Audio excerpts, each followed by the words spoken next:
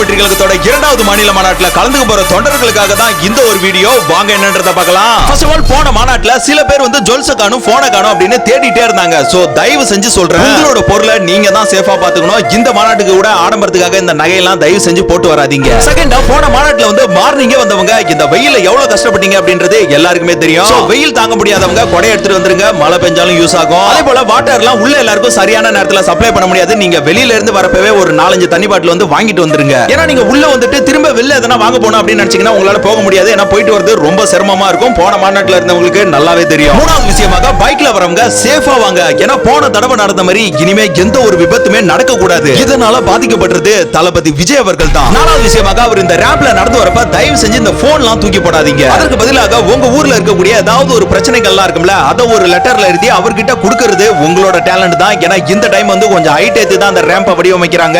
ஐந்தாவது விஷயமாக, கர்ப்பிணி பெண்கள், குழந்தைகள் மற்றும் உடல்நல பாதிக்கப்பட்டவங்க யாருமே தயவு செஞ்சு இந்த மாநாட்டில் பங்கேற்க வேண்டாம். இந்த ஒரு விஷயத்தை தளபதி விஜய் அவர்களே அவரோட போஸ்ட் மூலமா கூடிய சீக்கிரம் அப்டேட் பண்ணுவாரு. ஆறாவது விஷயமாக, இந்த மாநாடு ஒரு வரலாறு படைக்கும் மாநாடா இருக்க போதுங்க. ஃபியூச்சர்ல பெருமையா சொல்லிக்கலாம், இந்த மாநாட்டுல நானும் இருந்தேன் அப்படின்னு. ஆகஸ்ட் 25க்காக நாட்கள் நெருங்கி கொண்டே தான் இருக்கு. பக்தர்கள் அமைதிக்காகவும் அப்படின்னு மறக்காம கமெண்ட்ல சொல்லிட்டு போங்க. சந்நிதியில் கட்டும் கட்டி சபரிமலை காடு தேடி